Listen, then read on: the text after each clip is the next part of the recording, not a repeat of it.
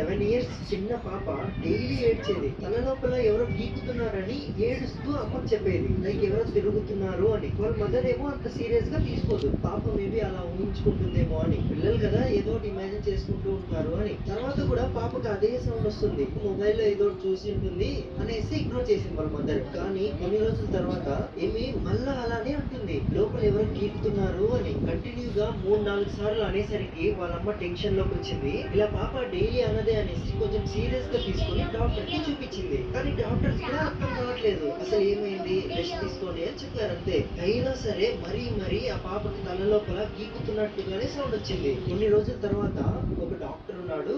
ఆ డాక్టర్ ఇలాంటి వింత వింత కేసులు చూస్తారని చెప్తే వాళ్ళ మదర్ ఏమేమి ఆ డాక్టర్ దగ్గరికి తీసుకెళ్ళింది. అక్కడ చెకప్ చేసిన తర్వాత ఏం తెలిసిందో తెలిస్తే షాక్ అయిపోతారు. అసలు ఏమైందో పార్ట్ 2 లో చెప్తాను. ఛానల్ ని మర్చిపోకుండా ఫాలో